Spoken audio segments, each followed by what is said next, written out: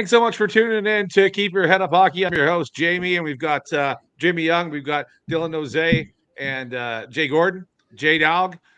Thanks so much for tuning in to our fifth show, second live show. You got to love it. Thanks so much for tuning in. Let's get the show going here. We do have a big happy birthday shout out to my wife, Jen. I just got to mention this show would not exist without my wife. She was the one that pushed me to do the show. She knows I love radio broadcasting and wanted to get back into it. So a big, huge happy birthday to Jen. I love you. You're my rock. You're the best, and I love you. But anyway, let's talk hockey. Let's get into it. Perry gets punted off of the Chicago Blackhawks. Everybody's been talking about it. We're going to start the show with it. I don't know what exactly he did, but I got to tell you right now, it's fucking bad. Like for a team to kick you off of the hockey team, and then, you know, like, oh my gosh. And then they say that they're literally going to disband your contract, even if, you make it through. I can actually read exactly what they said, but I'm telling you right now, it's bad. It's really bad. And there's some bad rumors out there, and we'll definitely talk about them on this show. We might as well, because we talk about that kind of stuff on this show. So one second, I'm just going to pull it up here. Dylan's camera went out, but there it is. There he's back. Perfect. So I definitely wanted to have him on here while I read exactly what the league had to say about, what happened with, Corey Perry, because boy, oh boy, it's not good at all.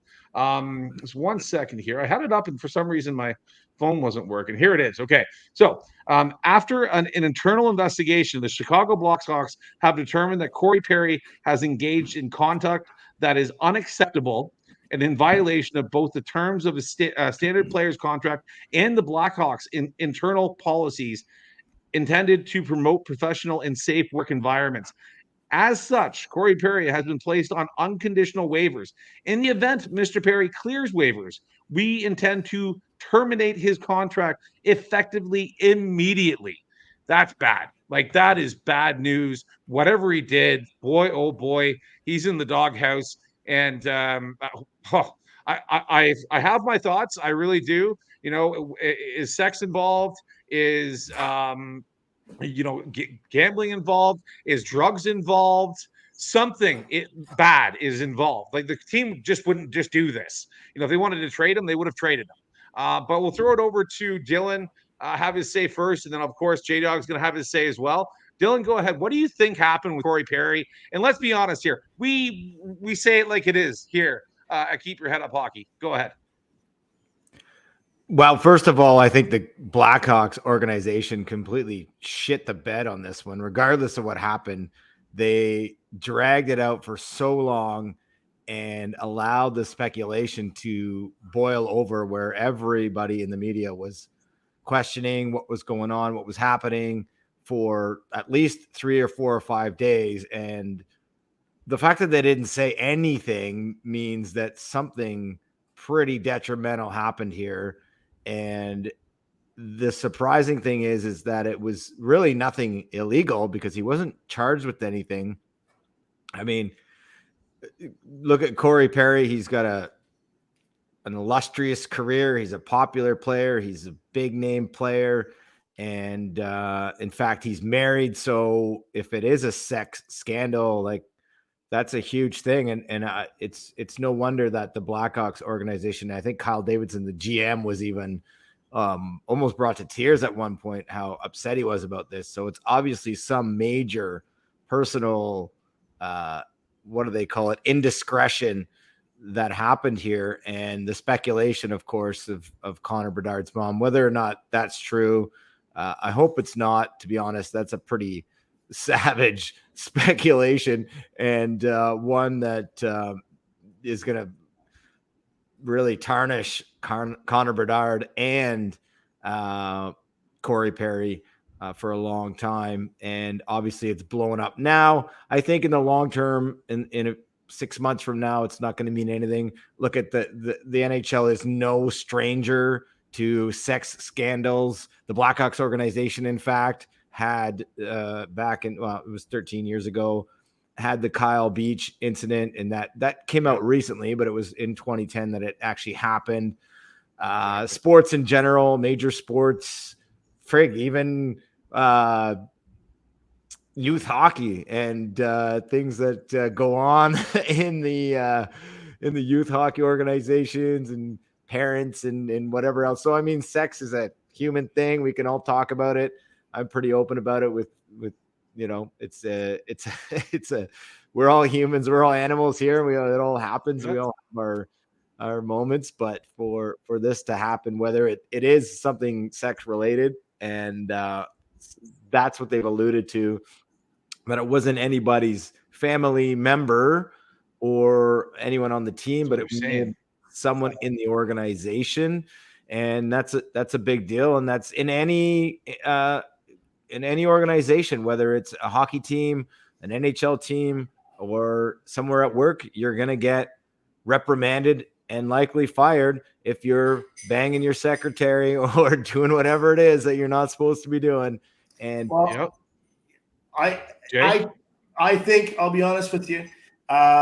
Obviously, the Chicago team has had their problems in the past, as you just explained, and it came out recently. Even though it happened in 2010, they were embarrassed. They were extremely embarrassed. And I'm going to tell you right now, Corey Perry is a sacrificial lamb, if you want my honest opinion. The NHL is probably, keeping an eye on what's going on there. It probably got found out through the media. NHL, Gary said, "Hey boys, you've already been in the doghouse once. We're not going to do this again. You better sort things out, and you're going to make this guy pay."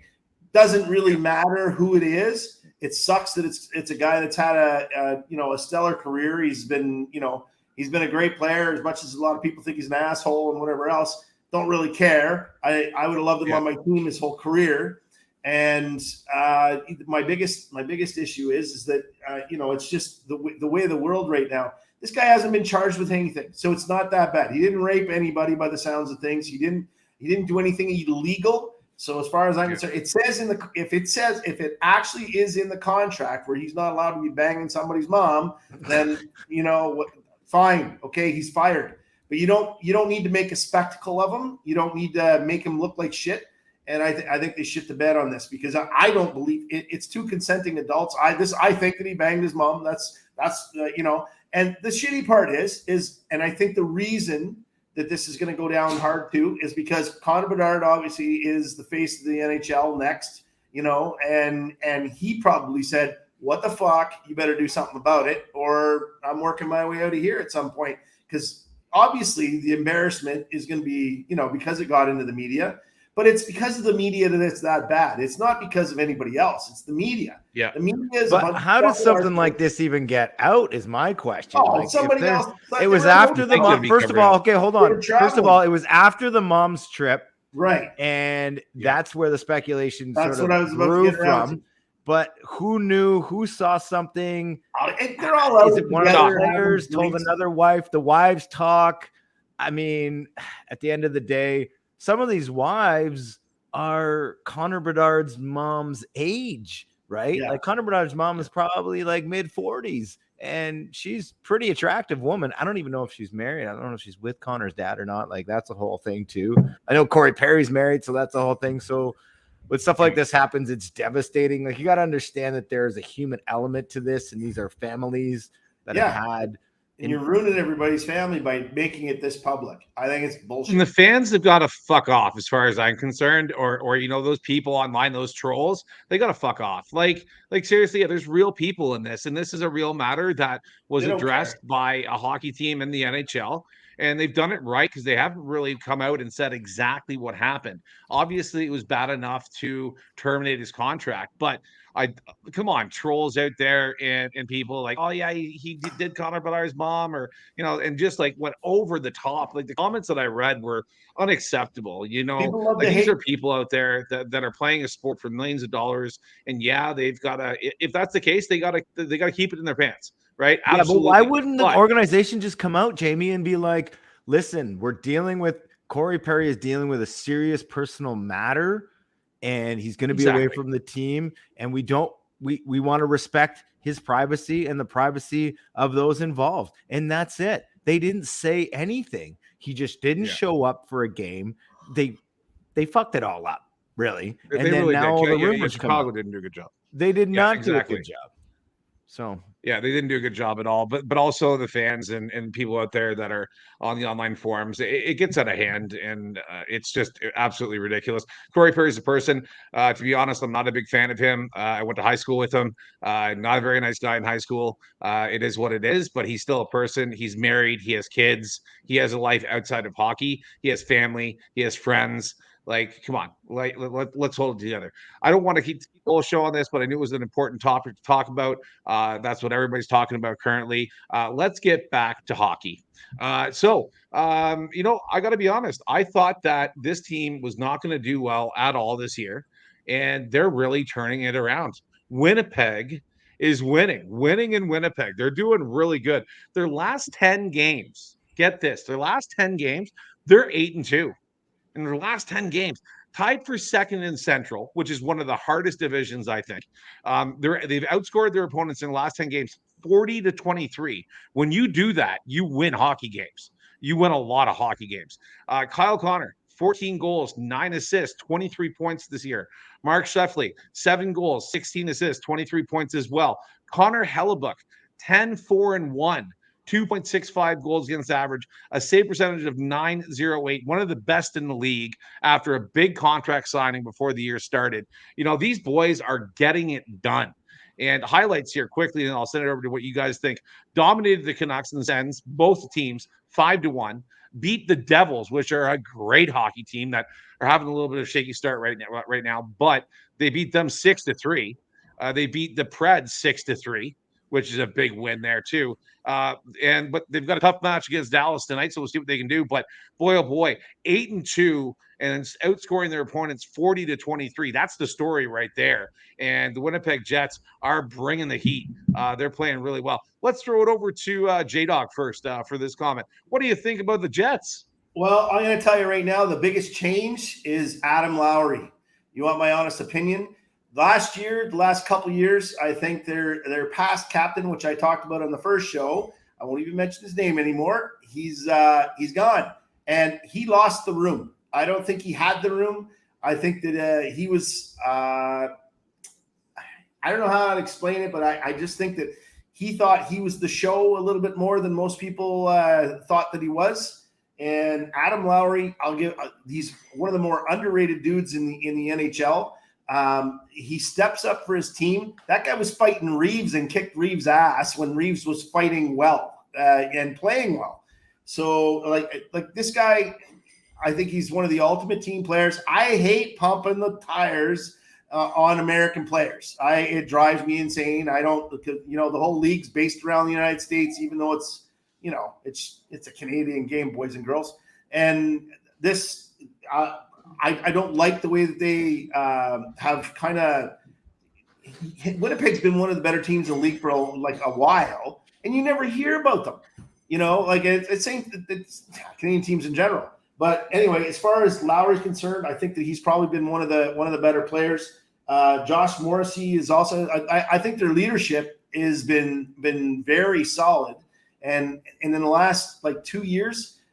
It's changed a lot. It's you were seeing the assistant captain step up a little bit more. You watch the bench, it wasn't the captain talking.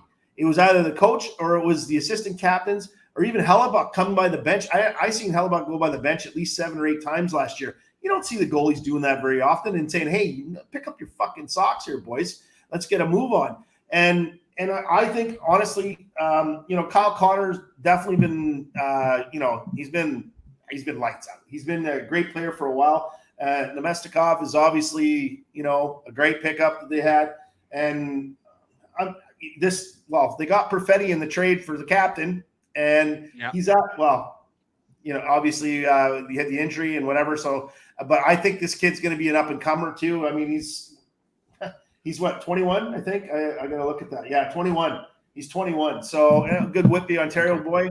And I think that they're going to do – I think they're going to go make it to the semis for sure. That's my personal opinion. Wow. You heard it first here from J-Dog. Let's hear from Mr. Nose. Dylan, go ahead, man.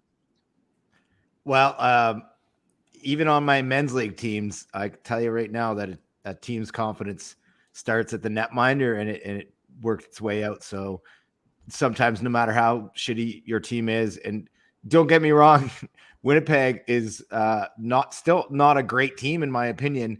That they have a great goaltender and they're playing sound hockey right now, but they did lose a handful of games, or should have lost a handful of games, getting outshot considerably. And Connor Hellebuck stole the show for them. So that does a lot for a team where they're like, we can go out and play our game. We don't have to worry about if the puck's going to squeak in on the back end. So it's cliche. We've said it time and time again, but goaltending wins you hockey games. And Connor Hellebuck is a proven goaltender with amazing statistics. I don't know where he lands in terms of the NHL this year. Maybe you can pull that up, Jamie, but I guarantee he's up there. Where is he now? He's up there. I think he's top 12 in the 922, NHL. I looked at it earlier. Yeah, so there you go. So I mean, and on not as so obviously they're playing some good consistent hockey, and they have players that are stepping up and putting it in the net for them. The other factor I think we should talk about too is a potential candidate for the coach of the year. The trophy's escaping me, the name of it. What's it called? Masterson? No. Not good with trophy names, unfortunately. Yeah, I usually am good with trophy names because I went to the Hockey Hall of Fame with my boys last summer and we checked them all out. Anyways, it'll come to me, but I think Rick Bowness deserves a lot of credit. He's been a coach in this league since I don't even know the 80s, right? Off and on, like he's been around for a long, long time. Kind of a coach that, in my opinion, has flown under the radar a little bit. And he actually took Jack Adams Award. Jack Adams, thank you. Yeah, that's Adams. it. I love So anyway, so I think he in particular deserves, if this team does what they are doing now and carries it out with some consistency throughout the rest of the season here and make the playoffs, which a lot of people didn't even have them making the playoffs, including this panel here. Oh yeah, I think that Rick Bowness should be a top contender for Coach of the Year if that happens. And shout out to him, especially recently. Apparently, his wife suffered a stroke, so he did have to leave the team. So the human element again in this sport comes to fruition, and maybe his team rallies around that, and maybe that's changed his perspective a little bit, and it's made him a different person, a better coach. Who knows? But whatever he's doing, I give him a lot of the credit, and obviously Connor Hellebuck. Awesome. One thing, shout out to the Winnipeg fans. You haven't been filling the seats. The team wasn't winning. Now they're winning. Get to the arena. Fill those seats. You lost the team years ago. They come back. And now because they're not, going to the game. I know money. Yeah, everybody's struggling right now. I understand. Winnipeg is one of those cities people are struggling. But you know what? Sell that thing that you don't need. It's all about experiences. It's not about, things under the tree. Maybe this year, Winnipeg fans, for the kids, get them a pair of hockey tickets to the game instead of that toy or video game that they want. Experiences are more than toys and things that you need. So just a shout out to the Winnipeg fans. Get it done. Okay. I want to see some more hockey in Winnipeg, and I want this team to flourish there. Let's move on. Heads up, hockey supports Winnipeg. Even though we like to talk shit about Winnipeg, we still support them. Absolutely. A Canadian team that's not the Habs.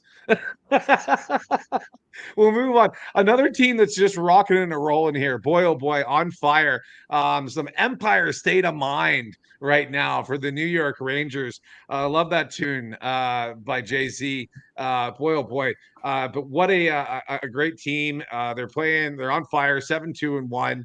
They're first overall in the Metropolitan Division. And like the Winnipeg Jets, they're getting it done. They're going to work and they're grinding. I watched their game, I think it was on Saturday, against the Bruins, and they dominated the Bruins. Yes, they got scored on 3 times, but I think they won the game 7-3. And like, wow, or sorry, 7-4. But wow, like dominated the Bruins from start to finish. They really played very well. And Artemi Panarin's got 30 points this year, 11 goals, 19 assists. Chris Kreider, 13 goals, 7 assists for 20 points. Vincent Trocheck, 5 goals, 11 assists, 16 points. And then Mike Zibanejad as well. He's had a big few games the last few. He's got a couple goals, 5 goals, 19 assists, 15 or 25 points or 24 points for the year. And Igor Shekurkin, 8 wins, 4 losses for a 2.59 goal against average, save percentage of 914. But the biggest shout out here is 37-year-old Jonathan Quick with 6 wins and 1 loss or 1 OT loss. So he hasn't lost in regular, like just amazing for a 37-year-old. 1.99 goal against average. And like I said, save percentage 930, 37 years of age. Yeah, he's not Gumby though. Look at him. You can stretch him like Stretch Armstrong. That guy can put his legs behind the back of his head with his pads on. Like I've never seen any goalie that flexible. And I've seen 3 or 4 times where he went down, banged his balls off the ice, and slid across and brought his legs in together straight up. Most people would have cried. He's still working it out. The goaltender position is one of those positions in major sports in NHL where you can actually play until quite late into your career, and actually you mature a lot later and can still play. That's why goalies don't make it until they're 26. The only other person that comes to mind compared to what Jay said there, and I agree with what Jay said, the only other person that comes to mind is Dominik Hasek. That's another goalie that just had crazy stretched Armstrong. Just and then you get guys like Tim Thomas who look stiffer than a friggin' coconut in heat. I don't like he just. But so they did lose to the Sabres last night. Flexibility differences, but the age. Yeah, losing Jay there for a bit. So they did lose the Sabres last night. Jay's in a tropical storm there. Goalies though, right? Yeah, but good teams, they're a good team when they show up. The Sabres, they're a team that you got to watch out for. So they did lose 5-1 to them. But again, beat Bruins 7-4, Devils 5-3, and Wild 4-1 in that 10-game stretch. What do you think about the Rangers, Mr. Noze? What's going on with New York right now? Yeah, I said it last week, and I gave a shout out to my oldest son, my 11-year-old Blake, who said, "Dad, watch out for the Rangers this year." And he's 11 years old. I'm like, what does he know? And I gotta check myself, man, again, because he knows what he's talking about with this Rangers team. And watch out for the Rangers. They are probably going to be they're the team to beat in the East, I think, for sure. And they have always had on paper a pretty good team at least in the last couple of years, not always, sorry, but in the last couple of years. And when you look on paper of that team, they don't even have Patrick Kane anymore. And they once had that guy. And they just have an amazing team. But they did lose to the Bruins. Ukko-Pekka Luukkonen. I just had to say that name because I just love saying it. The goaltender for the Buffalo Sabres finally put an end to the Rangers run, but they'll be streaky and they will put up many wins this year. Shesterkin. I mean, the list goes on. Fox, Zibanejad. Like they just have such a top team. So yeah, watch out for the Rangers, boys. Jada, you cut out there for a bit. Do you want to kind of finish your sentence there? What were you saying about the Rangers? No, we can't hear him. We can't hear you, J-Dog. He doesn't know. Well, this is one thing about going live is that you deal with these things. You can't edit them out, which is absolutely fine. We can't hear you. We can't hear you. He's going to start using sign language. Oh, he's going to have to learn some sign language. So we'll keep going and see if that'll come back for us. We'll keep going. We got cruising in California. And boy, oh boy, this team is just lighting it up. We've got the LA Kings right on fire right now. boy, oh boy, they're on a 5-game win streak right now. He's going to come back in, I hope. We've got a 5-game win streak right now for LA Kings, one of the best in the league. And Adrian Kempe, 8 goals, 12 assists, 20 points this year. They've got Kevin Fiala, 6 goals, 14 assists, 20 points. And then also we've got Trevor Moore, 11 goals, 8 assists, 19 points. And then Kopitar, Anze Kopitar, 10 goals, 9 assists, 19 points. Just lighting it up. They're playing really good. They're playing great hockey. Absolutely just killing it. Dylan, what do you got to say about the LA Kings? What do you think? What are they doing right? That comes as no surprise. I knew this team was going to do something, but I will say that they are playing in a division, in a conference that is weaker.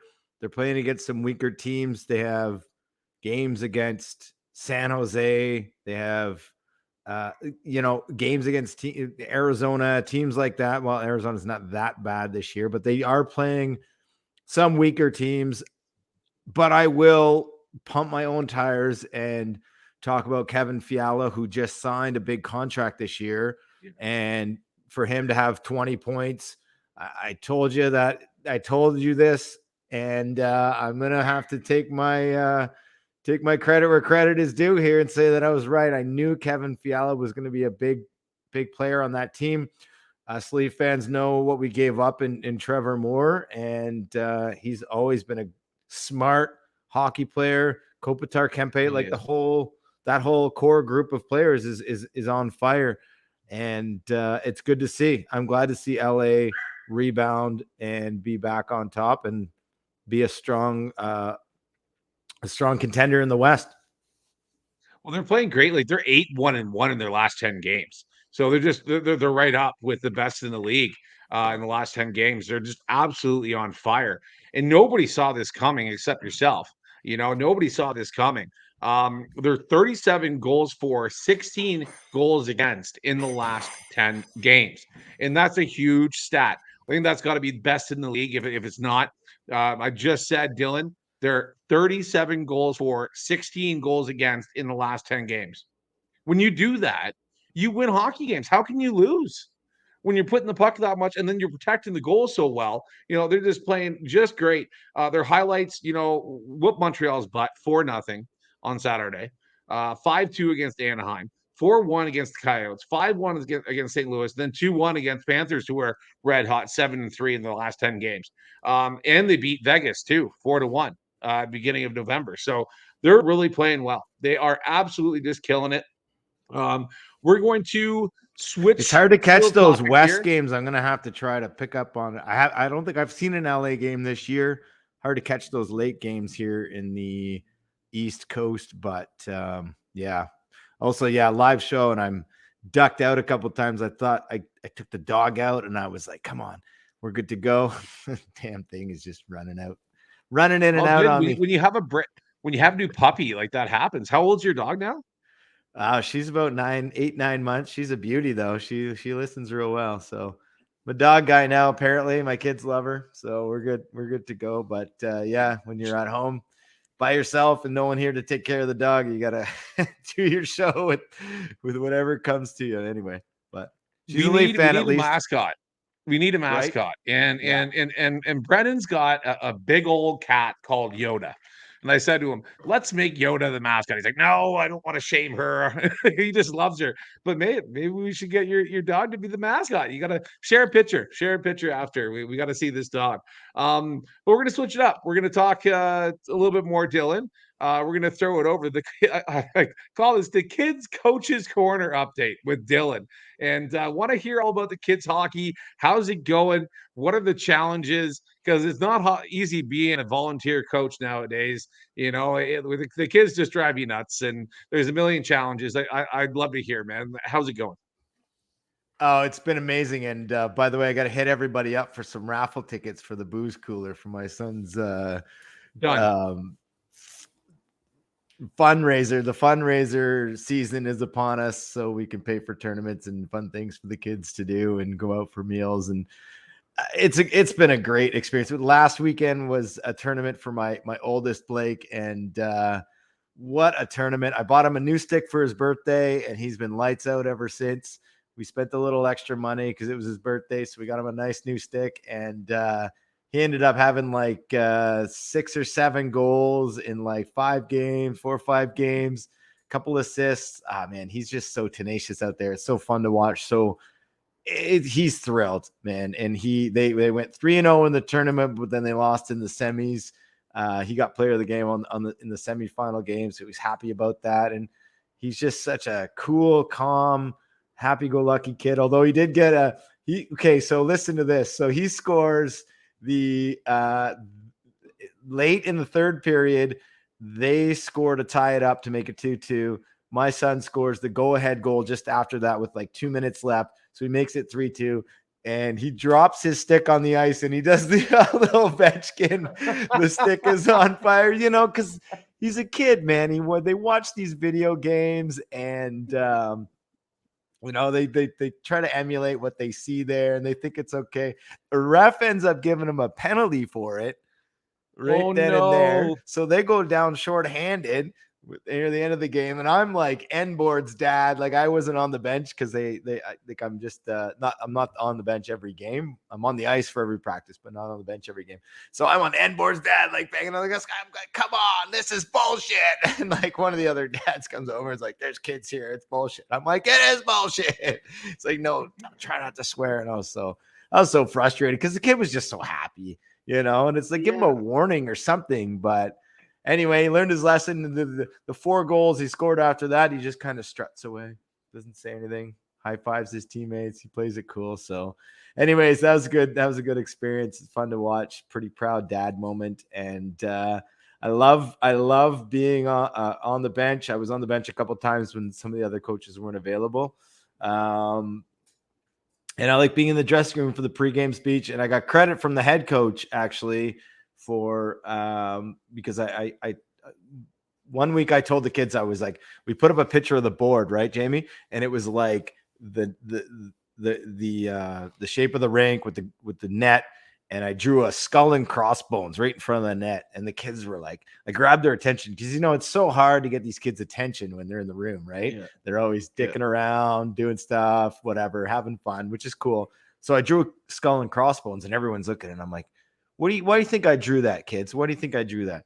And they threw out a couple answers. Can't remember exactly. I was like, well, what does this mean? They're like, well, poison. I'm like, yeah. Well, what does poison mean? And they're like, well, danger. And I'm like, yes, this is the danger zone. So we don't want any pucks. This is our goalie, Logan. He's right here. This is the danger zone. We don't want any pucks. We want the pucks out of the danger zone. And would you believe it? It worked, like those kids really got it. They were positionally sound after that. They paid attention. I got props from my coach. He's like, I really like that danger zone thing you use. Like, I'm going to use that. I'm like, man, go ahead. Whatever works, right? The visuals. Absolutely. Yeah. So no, pretty cool, pretty fun. So I'm going to have more stories throughout the course of the year here with the next few shows, but definitely an amazing time with the boys. 2 thumbs up, Dylan. Good job, man. And making the show proud and making our listeners proud. And I should shout out, sorry, Jamie, to interrupt you. I should shout out to my son, Chase, got his first goal the other day, and he was so thrilled about it too. So yeah, absolutely. I'm happy about that for my boys to really, enjoy the game of hockey. And it's fun to see their faces, all of them. Amazing. Well, it's not about the goals, it's not about the assists. It's about having fun. And it sounds like you guys are having an absolute blast and just so happy. I think we've got J-Dog back in. Jay, can you hear us? Can we hear you? We can't hear you. We can't hear you. Unfortunately, J-Dog. Oh, he's upset. Well, it is what it is. Not much we can do about it, man. All right. So we'll keep going here. Lighten the lamp. We'll talk about the top people this year. But actually, no, one thing I wanted to say too about coaching. I think it's really important before the games to kind of have a topic to bring up, a game plan that you guys are going to have every game, but definitely have that visual aid, Dylan. Whether it's $20 at Sport Check or whatever, go and buy one. throw it on the wall so that you and your coaches can show the team, say, hey, listen up. We got something important to talk about. That's kind of what I use. The visual aid goes, like huge, and definitely come up with unique ways to do it. I love the skull and crossbones, man. Just amazing, dude. Like that is phenomenal. I would never even think of that myself, but I just absolutely loved it. That's just great. Well, we'll talk about lighting the lamp. We got some guys in the league that are really lighting it up. They're doing a great job lighting the lamp. We've got 3 from Vancouver in the top 7 in that, or I think I did 8, but 3 from Vancouver, which is just insane. I'll run through it really quickly here. We'll talk about it here. So Kucherov, 15 goals, 21 assists, 36 points. JT Miller, 13 goals, 20 assists, 33 points. Quinn Hughes, 8 goals, 25 assists, 33 points. Cale Makar, 6 goals, 26 assists, 32 points. Pastrnak for Boston, 13 goals, 18 assists, 31 points. Artemi Panarin, 11 goals, 19 assists, 30 points. Braden Point, 11 goals, 18 assists, 29 points. Elias Pettersson, 8 goals, 21 assists, and 29 points. So we've got 3 guys from Vancouver that are lighting the lamp that much and getting so many points. Obviously they're doing well. If you've got the top 3 out of the top 10 in the league, you're gonna be winning hockey games. And I think that the biggest surprise on there for me is Quinn Hughes. He's an awesome hockey player for sure, but I don't think he's really shined as much as his brother has for the Devils. And just awesome to see him right up there, number 3 in the league. Really a huge props. People that I'm not surprised of, Kucherov, he had 7 points in one game this weekend. That's just insane.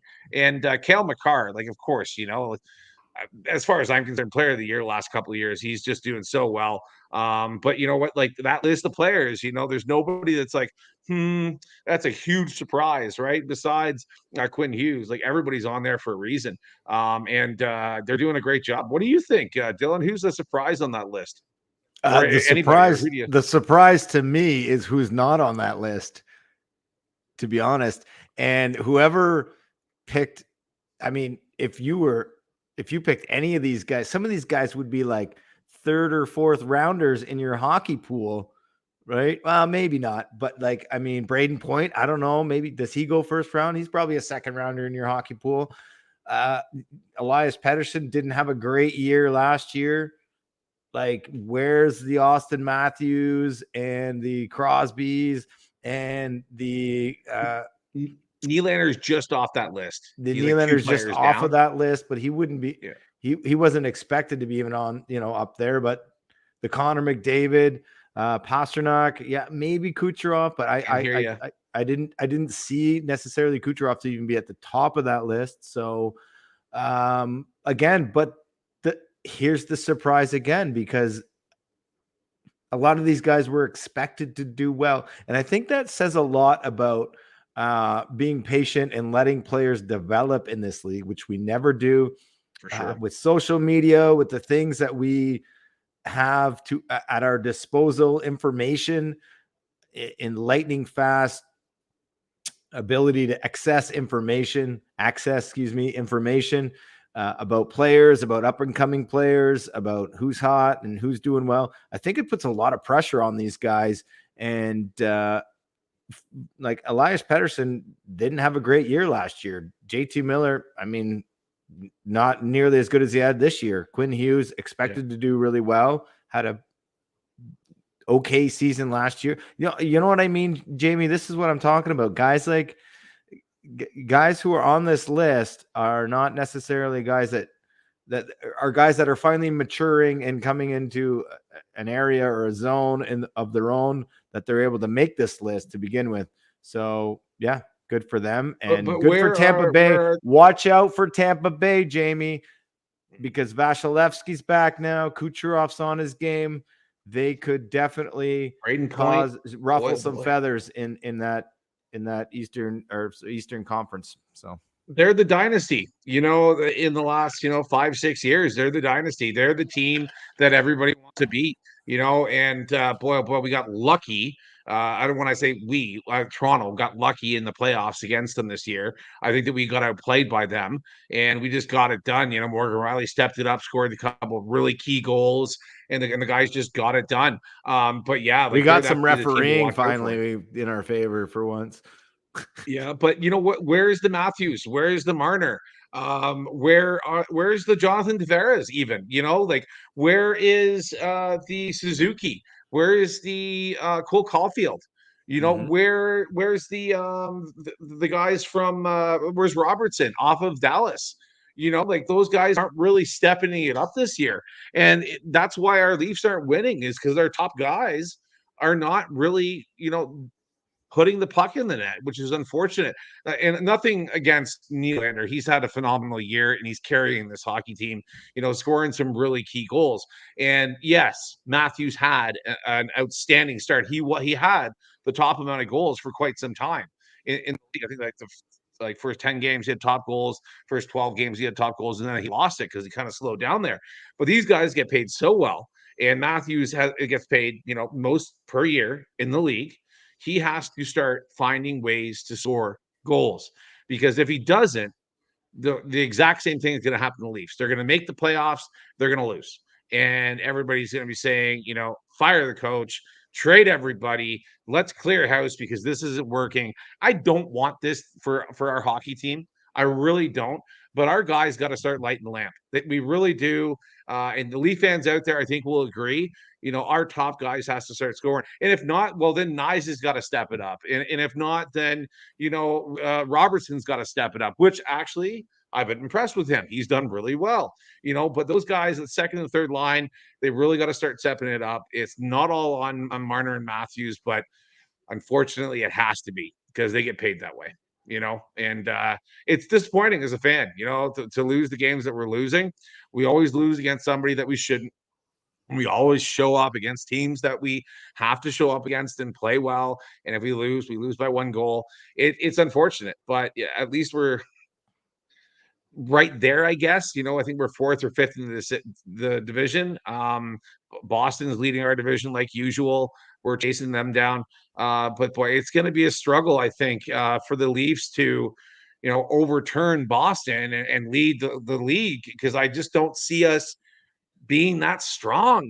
There's so much competition in our division, and it's just been a struggle this year. Like last year, I think we had a better year. I really think so. But I thought I see a goal there, which is great to see. But I thought that coming back from Sweden, we'd be rocking and a rolling. And I hope that, moving forward, we gain momentum, because that trip, if I were to go on a trip like that when I grew up playing hockey, when I was a kid, and I came back, our team would be on fire just from the experience, right? And boy, it's just rough to see, but kudos to Kucherov with a 7-point game and jumping into first place. I think he's an older player too. Won't quote me on his age, 35, 34, 36. He's older. But lighten up 7 points in one game, like just outstanding. Jamie, Yeah, we weren't supposed to talk about the Leafs too much tonight, but unfortunately and we got a lot of flack online about being Leafs horny, which I think is good, because there's a lot of non-Leaf fans that follow the show and are friends of the show, and we love the chirps, and we love to talk about the Leafs, obviously, and we love the chirps about the Leafs, especially when they lost to Chicago. We got hit up for that. 2 times. So yeah, exactly. But there is some noteworthy things about the Leafs. Number one is John Klingberg. I wish him well, and I hope that he can come back. And I do too. I don't know what's going on with him exactly. There's rumors about him just obviously in some serious discomfort, issues with his hips, apparently, which can be devastating. Which, John Klingberg, if you're ever listening, try going to yoga, man. I'm telling you, I had hip problems growing up, and I started doing yoga this year, and it actually helps, dude. I swear. I've done everything else, and the back pain, the hip pain has subsided quite a bit. The stretching, the breathing, everything. Anyway, there's other things to note about the Leafs too, because Marner got moved to the second line, so they broke up Matthews and Marner. tonight, and probably for the foreseeable future to try and get Marner going, which I think is a good move. And it'll be interesting to put Nylander to the test on the first line.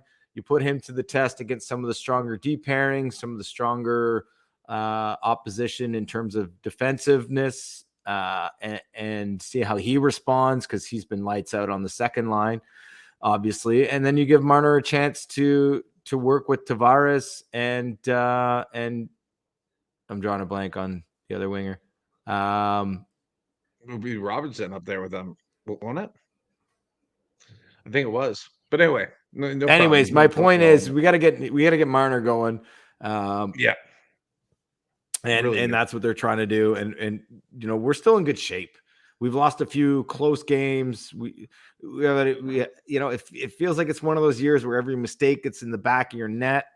And we've had some defensive issues. And the other huge thing to note is Connor Timmins is back, and he's only going to get better. And I feel like he's going to be a real standout on the blue line once he gets a few more games back under his belt after being injured, because his preseason was unreal. And we got some scoring from the fourth line. Reeves finally put one in, so he's off the schneid. He's feeling good. Yep. And you saw the goal behind me. I'm going to have to tell you who that was. It was Gregor with the wheels. Okay, great. Man. Yeah. Lights out down the wing. He's had so many chances. I've seen him this year. His speed is unreal. And he finally put the puck in the net tonight so good for the fourth line. Just a lot of unlucky plays. They were feisty. They were scrappy against Chicago. And the other noteworthy thing is the loss of Nylander's streak, which was a huge shame. Even though he had that breakaway, can you believe that fucking breakaway in overtime? Oh my God. He goes post, ding, crossbar, ding, ding, ding. post. You couldn't have done that. That'd be a YouTube trick shot for all the kids to watch. You'd have to do that 1,000 fucking times. I don't even think that's before you possible. pull it off. That's not even a thing. That's not even a thing. He was in such disbelief. There's no fucking way. I gotta bring it up. I really do. And I'm gonna get so much shame from the Leaf fans out there. And please chirp me bad. If you don't agree with what I got to say here, go ahead. But I gotta say it. And we got lots of time on the show because it's just the two of us here. So let's say it. Who is not an X factor on the Leafs? The one player that's playing right now who's not the X factor, Samsonov. I'm sorry. Get him out. Get him on. Move on from this guy, because you know what? Yeah, and the arguing people when I talk about this online is, but he stops 90% of the shots, but he doesn't stop the ones that mean anything.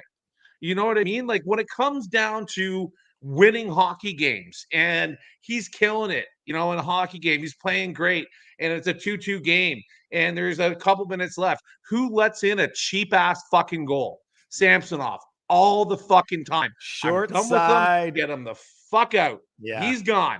Bring on Jones. Give somebody else a chance. Give a kid a chance. Like we did with Wall, and look at that. It's working out great.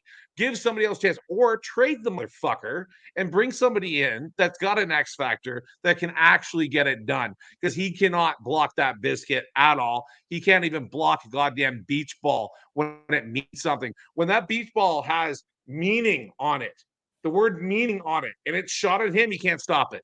So straight up, he's done. Get rid of him. He's not our playoff goalie this year. He can't play with Wall. Wall's way too much better than him. Get rid of the guy. He's done. What do you got to say? His theme song is the Red Hot Chili Peppers, Can't Stop, because he just can't stop a thing. Those short side goals should never go in on an NHL goaltender. And you know what? Think of the cap space they would free up. Clear him. Absolutely. Other teams will take him. He was never that great in Washington anyways. And the cap space would free up, and we'd be able to sign Nylander, no problem. And we got Wall at a decent price, and we got Jones at a good price too. Like, throw Jones in there. He had actually a good preseason. He's a good goalie, and he's a big guy. Yeah. He's a massive guy. Him and Wall are both massive guys. Sammy's a bit smaller. I'm on board with you 100%. I don't care what anybody online says. Chirp me all day long. Get Sammy out of there. You don't know hockey.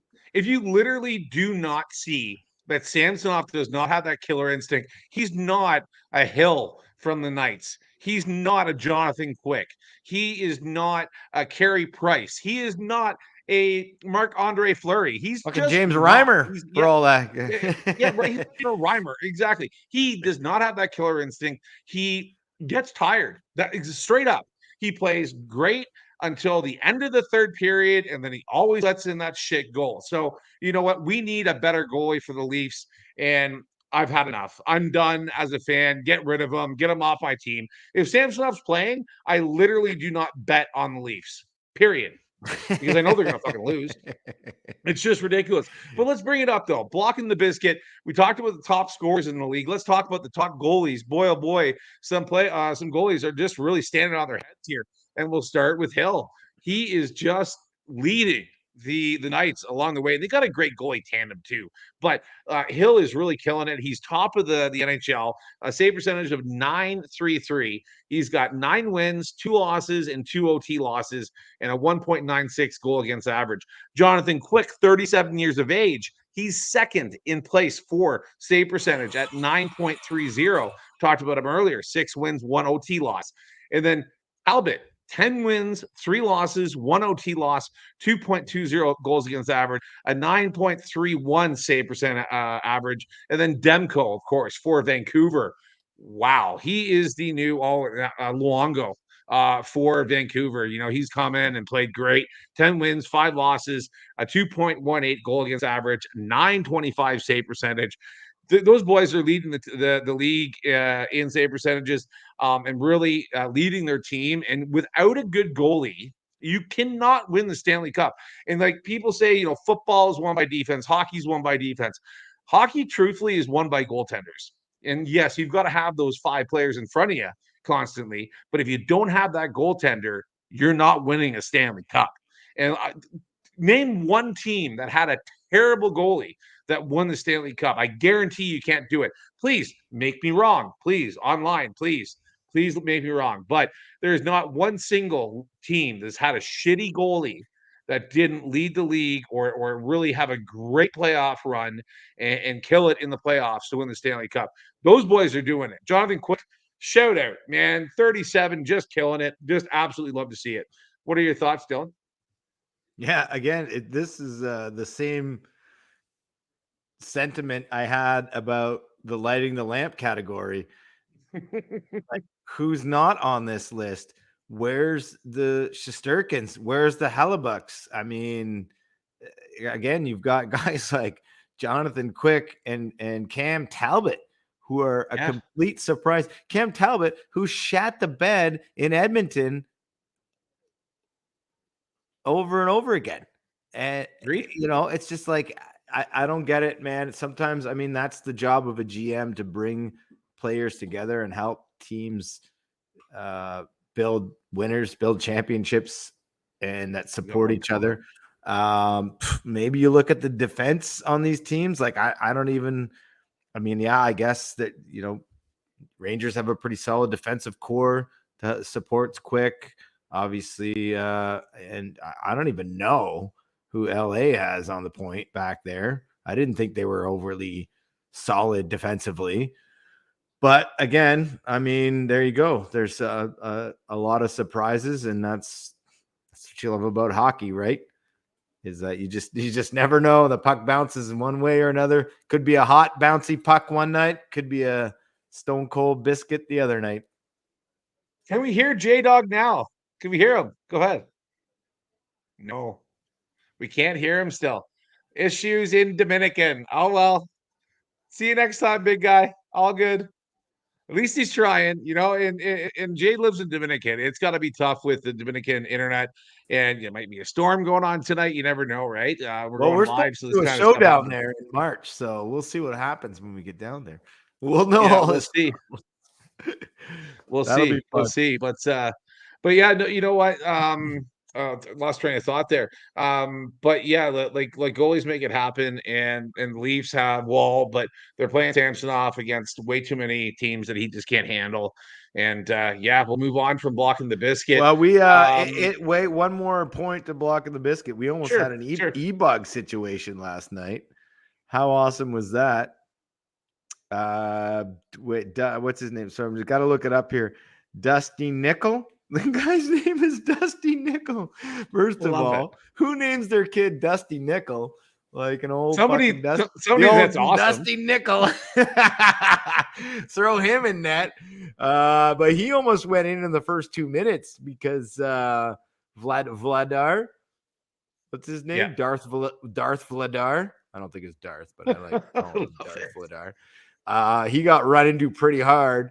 Head hit the player, hit his head hits the post, which surprised the fuck out of me too, because I'm like, aren't they like concerned about head hits in the NHL? Like when guys go into the boards, they go to the quiet room and stuff, and like for some reason goalies get a little bit of an exemption. I mean, this guy got smoked in the head, then his head hits the post, he's grabbing his face, he's down on the ice, and the spotter just goes, well, we got an e-bug here, so I guess we're just gonna ignore that one for the sake of my fucking Proline ticket. Like, I don't know, man. It doesn't make any sense to me. But I always love the e-bug situations, man. I would have wished to see that guy go in. Would have been awesome. Oh yeah.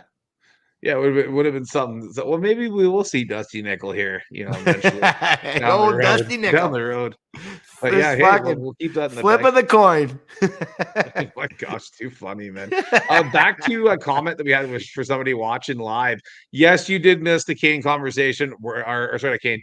He's up next. But yes, you missed the Perry conversation. We're not bringing it up again. You'll have to tune in when we release the show tomorrow morning. But yeah, we're over with the Perry conversation. But we are bringing up the Kane situation. Kane finally signed, and he's going to the Red Hot Wings. Like the Wings are on fire too. Like they're playing great. I think they're on a 4 or 5 game win streak. They're playing phenomenal. And he really picked the team, I think, that he's going to go to, and he's going to make a major impact. Really happy to hear that they signed with him. I was really hoping for Buffalo.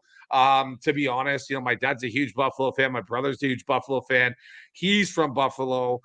We've got a hockey card with him actually in the background watching the game live with his dad. I can't remember what card it is, but it's an actual Upper Deck hockey card that he made it on when he was a kid. And we've got that card. And a guy that my brother went to high school with, Sauder Secondary in London, all the Londonites go to that school. So my brother was in class with Patrick Kane and was one of his friends. So to have him on his team would have been phenomenal. And I'm really shocked that he didn't go to Buffalo with all the cap room that Buffalo has. I don't know why they didn't sell that city again better to him. I really don't know why, but they didn't. But he went to Detroit, and Detroit gonna be the armpit in the US as far as I'm concerned. It's not a nice city to live in. But right across the border, though, you've got Windsor and Belle River, which are two of my favorite cities in Canada. So, Kane, he's going to be a good fit. He's going to get a lot of ice there. He's going to play well. He's going to make a major impact. He's going to lead that young team the right way. They're definitely a playoff contender. And if they get red hot like they were earlier, nobody's I don't know if anybody can stop them. Like they're one of those teams. If they get red hot and Kane starts putting the puck in the net too, like boy, oh boy, watch out, bring the cup back to Detroit. But yeah, the Wings are hot and they're looking even hotter with Kaner. Can't wait to get him on the ice for them. And I'll definitely be throwing some money at them on Pro Lines. That's for sure. Boy, they look great, and they're adding a great player, and a nice guy, and a great guy to bring to that franchise. Dylan, what do you think? Yeah, it's anytime you can add a Hall of Fame caliber player, guaranteed Hall of Famer on your team. What does he have? 3 Stanley Cups. Reunites himself with his Chicago Blackhawks buddy Alex DeBrincat. So there's about that. Some familiarity there for Patty Kane. So maybe that's why he signed. I don't really know. He's an American-born player, so he wants to play on an American team, I assume. Who knows what the reason is? He had surgery, I think, last June, hip surgery. So we're gonna follow Heads Up Hockey. Keep your head up, hockey. My bad. Is gonna follow this story. You know, in radio they teach you never fuck up the tagline. Hey, Jamie, I'm gonna have to fucking shotgun a beer for that. It's all good. It's one of those shows with Jay in and out with our boy Brennan off sick. You know, it's yeah, I know. we're one of Tough those one shows, tonight, but boys, the but we're show must stepping go up. on. The show must The go show on. must go on. Yeah, so just to close out my thought on Patty Kane, I think our show is going to be watching this story carefully. I'm going to be tuning in some Red Wings games to see him. Huge addition to the power play.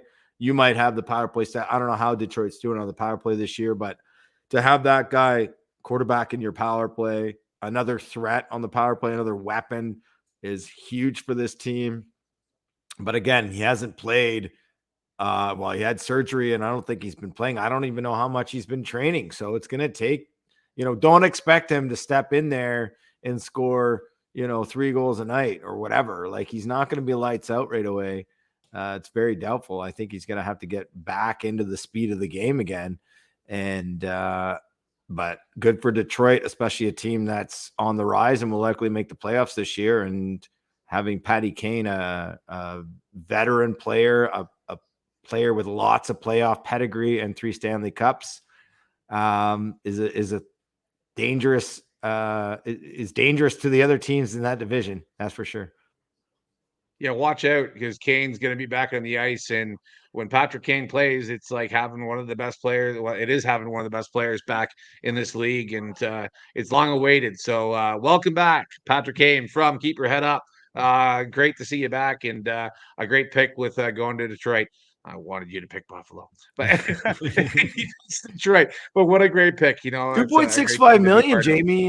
He could have picked Toronto too, for fuck's sake, but there's no room. We got enough offense. We need a defenseman, so he's that type of guy, though, that my brother, with the conversations that I've had with my brother, he's that type of guy. He doesn't want that crazy pressure and the fans running up to him. He likes his private life, and in a city like Detroit, he's gonna get that, like Detroit. Yes, the Red Wings, they love their fans, but the amount of people compared to Toronto that actually notice you when you go out in public, so he likes that, and I think that was a very important thing to him. I really thought, it was either Buffalo or another team. And he picked one that I'm not surprised of. I'm not surprised with him picking Detroit, but it wasn't on my radar. But really happy that he chose that team. That's fantastic. A huge factor, man, for sure. Because we talked about that on previous shows where guys that play in Toronto, man, they can't, and the media's, they're like fucking vultures, man. It's awful. Fans are crazy. I mean, look at us. We started our own podcast to talk about the Leafs. Like, we have a huge passion for it. But I say that with an asterisk, because like the New York Yankees are they get the same type of treatment in New York, and they seem to make the playoffs every year and be lights out. And this year they had a shitty year, didn't make the playoffs, shat the bed, and media was all over them. So it's hard to say. Like, you have to, as a GM, you have to be able to hire a certain type of personality that's going to be able to play for the Leafs and handle the pressure of a big market team. And that's the other thing is, like, the fans, we support this team with billions of dollars. And this team can afford a multitude of support staff. Like, they could hire psychologists, whoever, to help, and sports therapists, whatever. That's the X factor that playing for a team like Toronto Maple Leafs has over playing for a team like the Arizona Coyotes, who basically barely even have a fucking barn to play in. And we've got all the, foot rub massage therapists and, like, you name it, right? We got it. So are we cursed? Are the Toronto Maple Leafs cursed? Are we cursed because We haven't won since 67, or are we cursed because of our terrible fans that everybody thinks that we're the worst fans in the world and we're terrible and mean to our team? And I know those fans of our team. I know those fans, and they are terrible people, and they're the worst kind. But most of us, love these guys and want to support them and see them do well. And we don't we criticize them, but we don't, talk down on their families and go online and troll about it. But it's rough. It's rough. One thing that you brought up though is the billions of dollars that Toronto makes, and I wanted to kind of talk about it too. And I kind of forgot, so I'm happy you brought it up.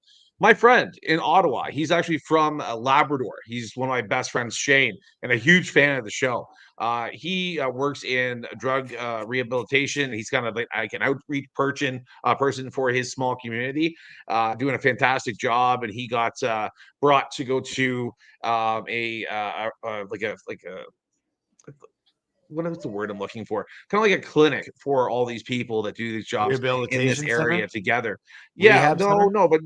no. He went to like an actual they're putting on a huge thing where people that do the same job come Conference? together and talk about it. Conference, yes, conference. Sorry, gosh, I don't know why that tipped my tongue.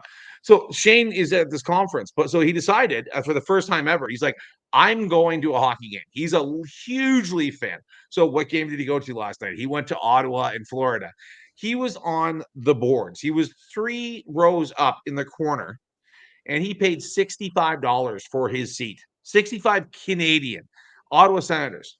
Why the fuck then do I have to pay thousands of dollars for the same seat in Toronto? It doesn't make any sense. It's the same league. There should be the same prices for seats in every single place you go. It doesn't make any sense to me. It's a money grab. It's complete bullshit. Yes, it's demand and all this jazz, but you know what? It should be first come, first served, the same prices for every single seat in Canada. The front row is $300, and then the blinds are, nosebleeds are $60 or whatever the price may be. It shouldn't be this ridiculous freaking gouging in cities like Montreal and Toronto and Vancouver. It's getting ridiculous. And right now, in all of Canada, everybody's hurting. For a family of 4 to go to a hockey game in Toronto and get decent tickets, it's on the credit card and you're paying it off for months. If you have that space in your credit card, a lot of people don't. It's rough and it's ridiculous. And shout out to Gary Bettman. Fuck you. Straight up, man. Fuck you. Change this fucking shit. It's not fucking fair to anybody. Let's have the normal families that love it, hockey, be able to afford to go to a fucking hockey game rather in these small markets. Like, it's just bullshit. Wow, there's a reason why, Jamie, that the nosebleeds have a lot more fan attendance seats. Capacity is the word I'm looking for, than the 100 levels, because that's where the true fans are. And there's so many of us, and that's where basically the poor fans go. And yeah, it's future spending our money just to go to the games. And yeah, I guess based on whatever your budget is, you have to choose where you want to spend your money. And the NHL is going to take advantage of that. And they know what the big ticket games are, what the high demand games are. And even StubHub makes a huge pile of money on people who own season tickets. And I talked to a guy the other day who bought I should be buying season tickets to the Sens just so I can go to the Leafs game, because I end up spending that amount of money anyways just to go to all the Leaf games. It's ridiculous, because he's like, I just buy the season tickets and I make all my money back and then some, and I just go to the games I want to, because I sell the Leaf games, I sell the Montreal games, and I sell whatever hot ticket item game or hot team is in town that night. And it's genius, really. I don't, I don't fault the guy for it, but it costs the rest of us money. And the thing is, Jamie, it's not necessarily like the teams are making extra money or the NHL or Gary Bettman is making extra money.